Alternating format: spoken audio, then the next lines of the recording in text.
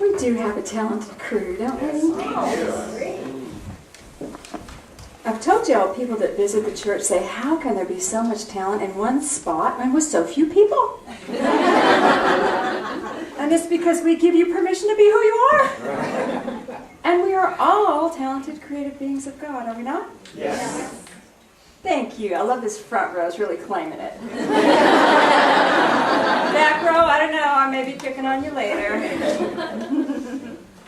Okay, so we're starting our new month of February. And I was guided to speak today about the power of harmony. Now, when we think of the word harmony, don't you think of flowing, beautiful things and this beautiful dance of energy? Yes? Harmony? When you think of harmony, are you frightened? No. Harmony actually in the dictionary is the base of a word that means to join. So harmony is when you bring your spirit, your uniqueness, and you join with something.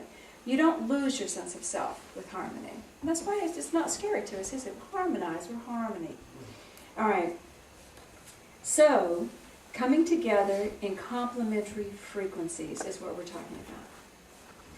Everybody sinking in? Okay. I love it when our IQ players come together. We did a little play last Sunday. We do a play every 5th Sunday. And what you all don't know is that this is a group of people who have volunteered to do this service work, be a player, every 5th Sunday for the year. And you know, the plays vary in parts and commitment. So some people are in for one group and not another. But regardless of who's participating, regardless of their age, if they're 14 or seasoned,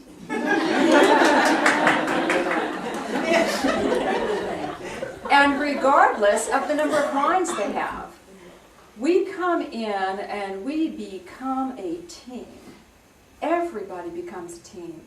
Even if you stand with no lines, you're backstage, you're moving equipment, you're doing sound checks, you're doing words for people, you're helping people. We are all one beautiful, cohesive team. And the harmony is amazing.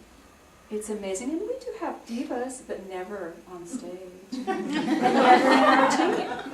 When we come in, it's harmony. And it's so wonderful to see all the unique energies just molding and flowing. And you can think of areas in your life that are extremely harmonious, can't you? And then you can think of areas that may need some work. So, I want us to understand a few things about who we are as beings. We are creatures of harmony. Do you realize that? We energetically seek to harmonize. That's part of who we are.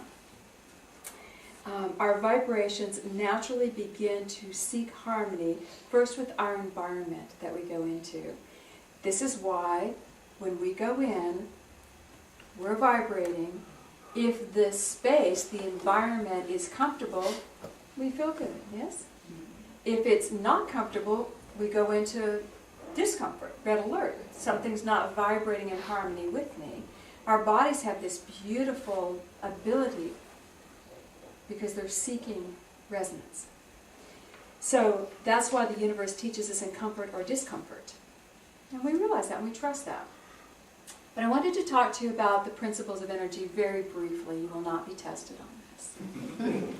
We teach this in our metaphysics classes, we teach it in our healing classes, we teach it because it's a basic element of who we are as people. We teach it to our children in Sunday school.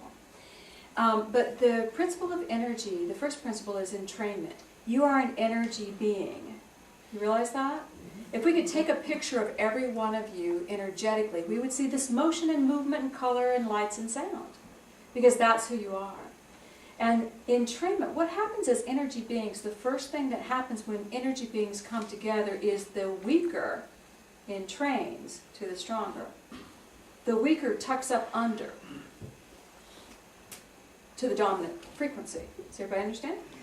And you've had experiences of this when you're a child and your mother speaks your whole name, including your middle name. You're in training to the stronger frequency. because you know who the stronger power is in that moment. So we know what it feels like to entrain. We just don't realize we do it all the time. All the time. It's a part of who we are as a being of light. All right. So when we go into an environment, who is the strongest frequency? The environment. Because the environment is charged with a static energy. When you go into a schoolroom, you immediately feel teaching and learning, don't you? Teaching and learning. You know, you can't come in and overpower that. Demand that it entrain to you, by golly. It has the dominant environment. Churches, I don't care what faith you go into, you walk in, there's this environment of God. And you entrain to that. Y'all with me? Sure. And then we have the environments that are charged in other interesting ways that we might not be as harmonious with, but if we stay there, we have to entrain to it. So everybody's with me? All right. So, environments will always have the dominant energy. However, people do not.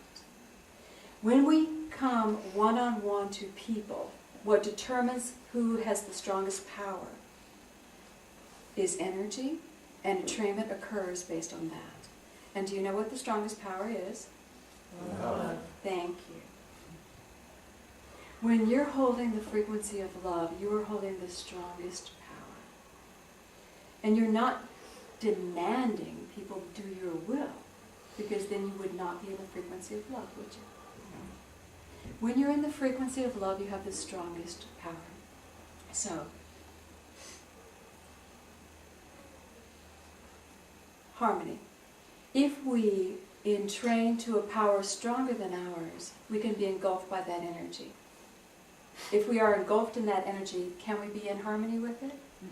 Because we've lost our sense of self. We cannot be in harmony with it.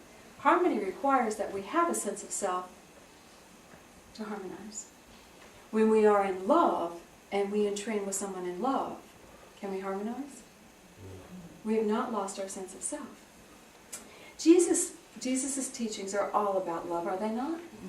In the Sermon on the Mount, which our students are embracing, our seminary class is embracing it with open arms. In the Sermon on the Mount, Jesus is talking to a people who are oppressed. Outwardly they are oppressed. And he's giving them guidelines of things to do.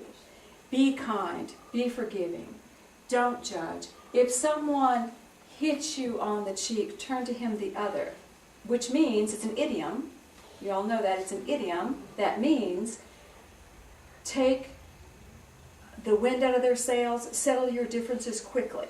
It would be like for us to say, cool it. You know what that means? That means stop. Cool it, stop. Kids know what it means. Turn to them the other cheek means settle your differences quickly. Love your enemies. Love your enemies. I wanted to share, this is from Dr. Rocco Errico's commentary on Matthew. He says, anyone actualizing this kind of attitude and disposition toward enemies, in reality, has no enemies. Read that one again. Anyone actualizing this kind of attitude, love your enemies, this attitude and disposition toward an enemy, in reality, has no enemy. When we give love. We think that, as we listen to the Beatitudes, that we're getting guidance on behavior. But Jesus is giving them power. He's giving them power. If you lead with love, you are now the energy that will be entrained to. Everybody breathe. Do you hear me? Now, how often do we lead in love in our lives?